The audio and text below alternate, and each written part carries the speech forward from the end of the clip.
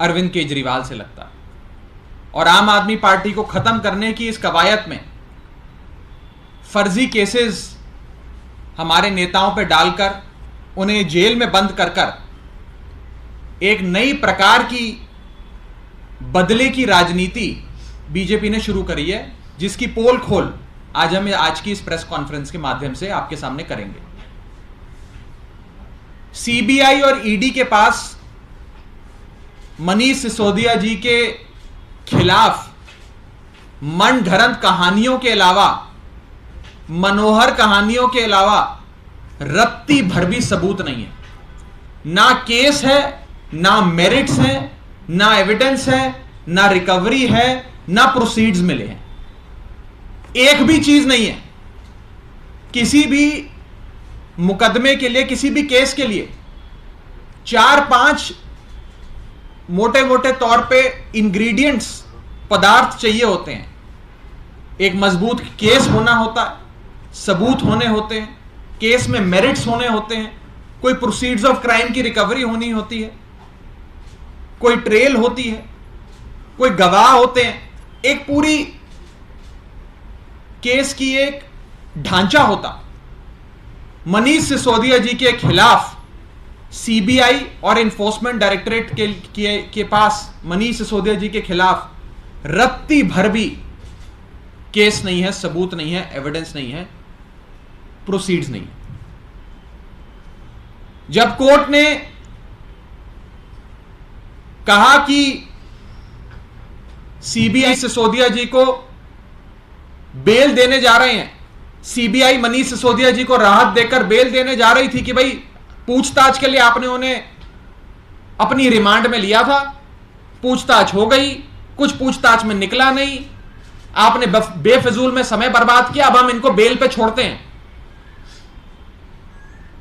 तो इस डर से एक और एजेंसी इन्फोर्समेंट डायरेक्टरेट को लाकर मनीष सिसोदिया जी को बीजेपी ने गिरफ्तार करवा लिया।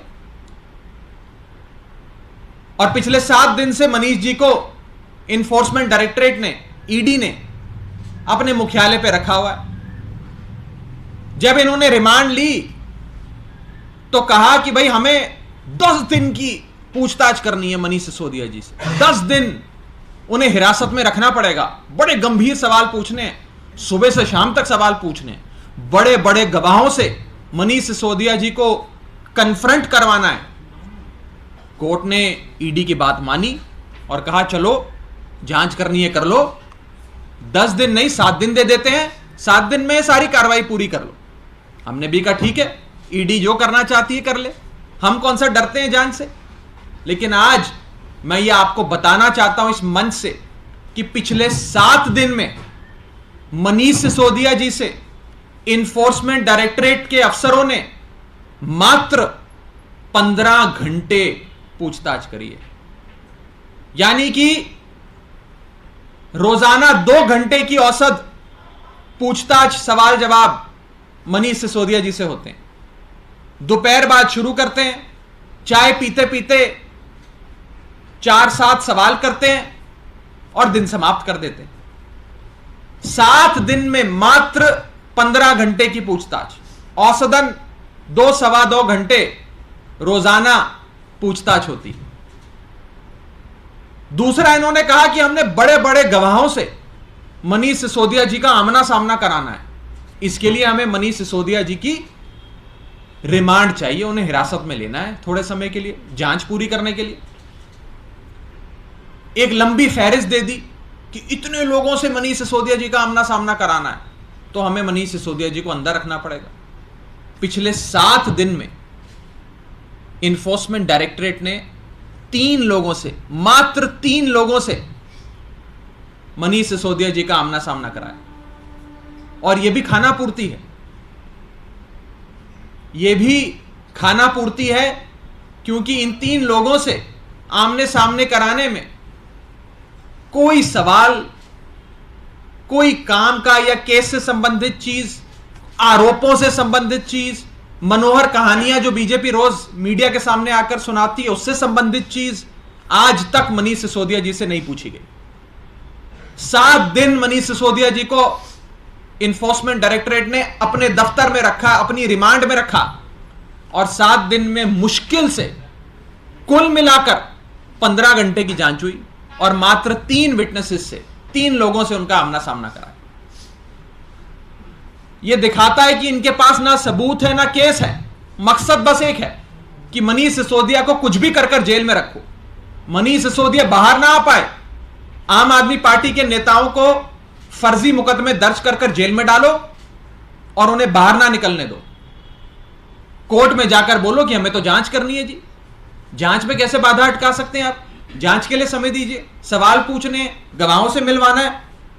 लेकिन वास्तविकता इन जांच एजेंसियों की यह है कि ना इनके पास कोई सवाल है, ना इनके पास कोई गवाह है, ना इनके पास कोई रिकवरी हुई, सिर्फ और सिर्फ झूठे, फैब्रिकेटेड, मलिशियस आरोप हैं, राजनीतिक आरोप हैं। मेरा तीसरा बिंदु, जिस मुकदमे में सीबीआई ने मनीष सिसोदिया जी को गिरफ्तार किया, जब बेल होने लगी तो इन्फोर्समेंट डायरेक्टरेट ने कहा हम गिरफ्तार कर लेते हैं। जब एक एजेंसी से दूसरी एजेंसी ने गिरफ्तारी करी तो हमने सोचा कोई नया सवाल पूछना होगा। सीबीआई ने जितने सवाल पूछे, अब ईडी कोई नए सवाल पूछेगी।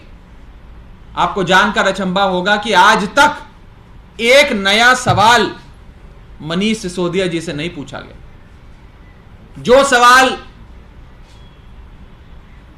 बेतुके सवाल सीबीआई ने पूछे, वही बेतुके सवाल ईडी पूछ रही है। जैसा सवाल वैसा जवाब, तो गिरफ्तारी की क्या जरूरत है? एक एजेंसी गिरफ्तार करती है, फिर दूसरी कर लेती है, तीसरी को ये लोग तैयार कर देते हैं, नए केस डाल देते हैं। मकसद एक है कि मनीष सिसोदिया बाहर ना निकल पाए, फर्जी केस डालते रहो, जांच के नाम पर उनकी रिमांड, उन्हें हिरासत में लेते रहो। सबूत इकट्ठा करना, गवाह ढूंढने, यह सब तो जरूरत ही नहीं है। सिर्फ मनगढ़ंत आरोप लगाओ और एजेंसियों का दुरुपयोग कर नेताओं को जेल में रखो। जिन 3 लोगों से मनीष सिसोदिया जी का आमना सामने कराया 7 दिन लगाकर, आज फिर आता हूं कि भारतीय जनता पार्टी, केंद्र में बैठी मोदी सरकार आज एक मानसिक परेशानी से शायद गुजर रही है, जिसके चलते फर्जी केसेस डालकर बदले की भावना से, राजनीतिक बदला लेने के लिए आज नेताओं को पकड़ पकड़ के, आम आदमी पार्टी के नेताओं को पकड़ पकड़ के जेल में डाल रही है। ना इनके केस हैं, ना इनके पास कोई आरोप है, ना सबूत है, सिर्फ मनोहर कहानियां हैं। और इन्फोर्समेंट डायरेक्टरेट की क्या हालत है बीजेपी सरकार के अंदर, इसके बारे में मैं आपको बताना चाहूंगा। 2014 से लेकर 2022 तक, 23 तो शुरू ही हुआ है अभी, 2014 से लेकर 2022 तक 8 वर्षों में बीजेपी की केंद्र में बैठी मोदी सरकार के 8 सालों में इन्फोर्समेंट डायरेक्टरेट ने 3,555 नए केस दर्ज करे। 3,555, 3,555 new cases were registered by the Enforcement Directorate in the last 8 years from 2014 to 2022 of the BJP government. इन्हीं 8 सालों में कितने लोगों को कोर्ट ने सजा सुनाई इन मुकदमों में? सबूतों के आधार पे, गवाहों के आधार पे, केस कितना मजबूत है इसके आधार पे। कुल मिलाकर पिछले 8 सालों में 2014 से लेकर 2022 तक कोर्ट ने मात्र 23 लोगों को दोषी करार देते हुए सजा सुनाई। 3,555 नए मुकदमे और मात्र 23 लोगों को कोर्ट ने अंततः दोषी ठहराया। मकसद कोर्ट में ट्रायल कंप्लीट कराने का, अभियुक्त को दोषी करार दिलवाने का, कन्विक्शन की ओर मुकदमे को ले जाने का, सबूत पेश करने का, गवाह पेश करने का है ही नहीं। मकसद है फर्जी केस डालो और जांच के नाम पर, इन्वेस्टिगेशन के नाम पर जेल में रखो नेताओं को। आम आदमी पार्टी के नेता मनीष सिसोदिया और सत्येंद्र जैन को जेल में रखो और उनसे सवाल जवाब करने, गवाहों से आमना सामना करवाने की आड़ में उन्हें महीनों महीनों जेल में रखो। एक ही मकसद है भारतीय जनता पार्टी का कि मनीष सिसोदिया जेल से बाहर ना निकल पाए, और उसी मकसद के चलते आज ये प्री ट्रायल बेल ना मिले, pre trial jail Manish Sisodia ji को मिल जाए, इस पॉलिसी पे केंद्र में बैठी बीजेपी की सरकार लगातार चल रही है। मैं साफ तौर पे कहना चाहता हूं कि यह पूरा केस एक क्लासिक एग्जाम्पल है abuse of process of law का। It is a classic case of abuse of the process of law. एजेंसियों का दुरुपयोग करके, कानून से छेड़छाड़ करके, जांच की आड़ में महीनों महीनों मनीष सिसोदिया को जेल में रखो। कोई नया सवाल नहीं पूछो, कोई सबूत है ही नहीं तो सबूत क्या दिखाओगे, कोई गवाही नहीं है तो गवाहों के से आमना सामना क्या करवाओगे। दिन में मुश्किल से 1.5-2 घंटे की अफसर बातचीत करते हैं, लेकिन बस मकसद एक है कि मनीष सिसोदिया को जेल में रखो। यह एक भारतीय जनता पार्टी की मानसिक हालत भी दिखाती है कि इतनी प्रचंड बहुमत होने के बाद भी, इतनी सत्ता होने के बाद भी आज एक छोटी सी पार्टी को खत्म करने के लिए भाजपा पूरी तिल मिलाई हुई है और सारी एजेंसी के सारे घोड़े आम आदमी पार्टी के नेताओं पे छोड़ दिए, एक एक करके पकड़ के जेल में डालो। मनीष सिसोदिया जी एक व्यक्ति का नाम नहीं, एक संस्था का नाम है। He is an institution. उन्होंने दिल्ली के 18 लाख बच्चों का भविष्य बदलने का काम किया। कोई भ्रष्टाचारी सुबह 6 बजे उठकर स्कूल की इमारतों की मरम्मत कराने, क्लासरूम को सुंदर करने, डेस्क, राइटिंग बोर्ड्स लगवाने, किताब पेंसिल का अरेंजमेंट करने, सुबह 6 बजे एक स्कूल से दूसरे स्कूल नहीं जाता। मैं भारतीय जनता पार्टी वालों को कहना चाहता हूं, आपके जो कार्यकर्ता हैं उनके बच्चे भी मनीष सिसोदिया के बनाए हुए दिल्ली के सरकारी स्कूलों में पढ़ते हैं। आज आपके बच्चे भी आकर आपसे पूछते हैं, दिल्ली के बीजेपी के कार्यकर्ताओं से पूछते हैं कि पापा आपने क्यों हमारे मनीष अंकल को गिरफ्तार किया, आपकी पार्टी ने क्यों हमारे भविष्य के साथ खिलवाड़ किया, आप क्यों मनीष अंकल की जान के पीछे पड़े। आज ये सवाल बीजेपी के कार्यकर्ताओं से उनके अपने बच्चे भी पूछते हैं, जिन बच्चों के भविष्य बदलने का काम मनीष सिसोदिया जी और मनीष सिसोदिया जी के बनाए गए दिल्ली सरकार के स्कूलों में हुआ है। अंत में मैं बस इतना ही कहना चाहूंगा कि भारतीय जनता पार्टी आम आदमी पार्टी से डरी हुई है, खौफ खाती है, अरविंद केजरीवाल जी से डरती है, और इसी के चलते आज मनीष सिसोदिया जो हमारे सीनियर लीडर हैं, अरविंद केजरीवाल जी के दाहिने हाथ हैं, वो बाहर ना आ पाएं, वो जेल में रहें। इसके चलते जांच की आड़ में ना सबूत होते हुए, ना गवाह होते हुए, ना सवाल होते हुए ज़बरदस्ती उन्हें जेल में रखने की एक कवायद भारतीय जनता पार्टी ने रची है। अंततः सच्चाई की जीत होगी, अंततः सत्यमेव जयते होगा। लेकिन मैं आज भारतीय जनता पार्टी से यही कहना चाहता हूं कि बदले की राजनीति छोड़कर बदलाव की राजनीति करिए। बदले की राजनीति बहुत हो गई, देश ने देख लिया आपके बदले का चेहरा। बदले की राजनीति छोड़कर बदलाव की राजनीति पे आइए। बहुत बहुत शुक्रिया। कोई सवाल हो तो बताएं। Raghav, you are saying there are no evidences, no witnesses, but the ED has apparently called C. Arvind on 21st March, Dinesh Arora on 17th March, Amit Arora on 20th March, and Rahul Singh on 20th March. There's a long यही लंबी list enforcement directorate के वकील court में पेश करते हैं, कहते हैं 7 दिन की रिमांड और चाहिए। हमने सुबह से शाम तक इनसे पूछताछ करनी है, दर्जनों लोगों से इनका आमना सामना कराना है और जांच को हमने पूरा करना है। जब रिमांड मिलती है तो पता लगता है कि 7 दिन में मात्र 15 घंटे के सवाल जवाब होते हैं, औसतन 2 सवा 2 घंटे प्रतिदिन।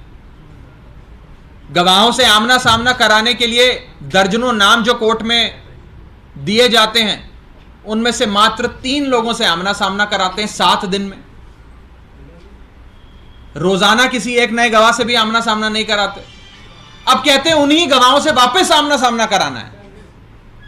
अगर यह abuse of process of law नहीं है तो क्या है? मकसद एक है कि मनीष सिसोदिया को जेल में रखो, फर्जी मुकदमे करो, फर्जी आरोप लगाओ और जांच की आड़ में मनीष सिसोदिया को जेल से ना निकलने दो। आज मनीष सिसोदिया जी जेल में इसलिए नहीं है कि कोर्ट ने उन्हें दोषी करार दिया है, वो जेल में इसलिए हैं कि बीजेपी की एजेंसी जांच की आड़ में कहती है कि हमें उन्हें जेल में रख के सवाल पूछने हैं। आपको यह फर्क समझना होगा। आज मनीष सिसोदिया जी कन्विक्ट नहीं है, उन्हें सजा नहीं हुई है कोर्ट में। ये एजेंसियां जांच की आड़ में मनीष सिसोदिया को जेल में रखना चाहती हैं और जांच को कैसे लंबा किया जाए।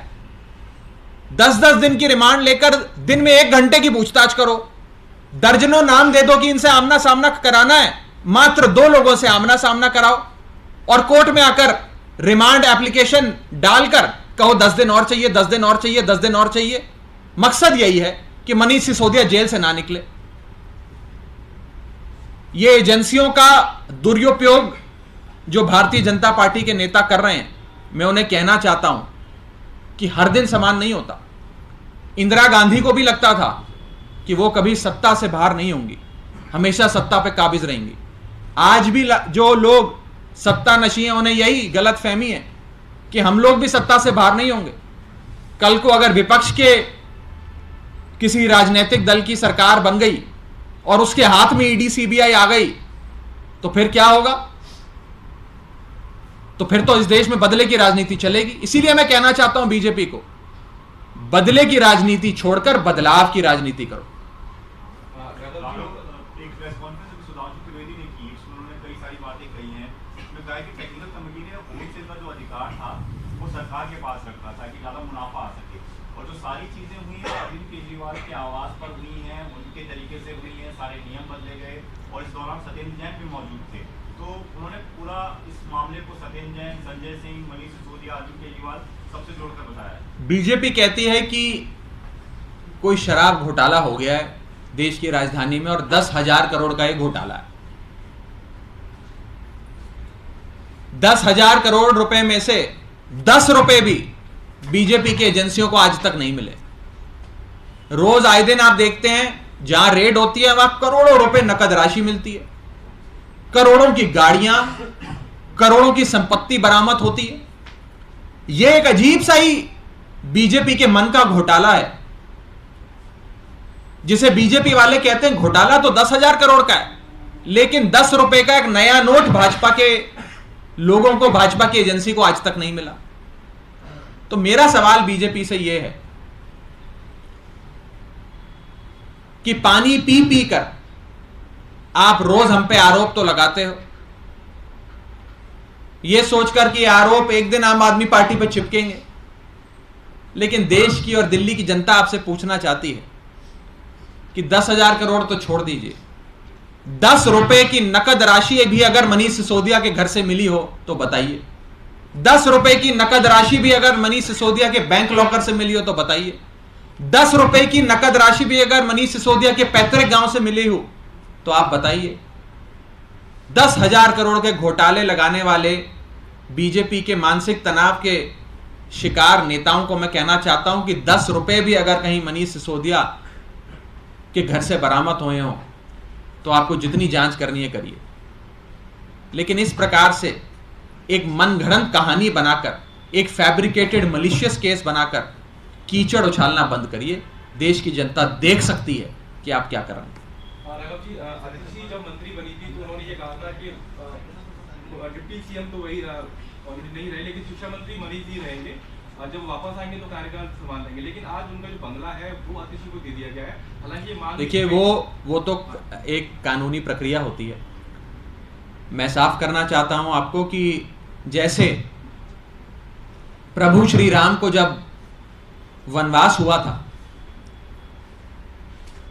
और उनके पिता दशरथ जी के देहांत के बाद घर के बड़े बेटे श्री भरत को राज्याभिषेक करके राजा बनाया गया था।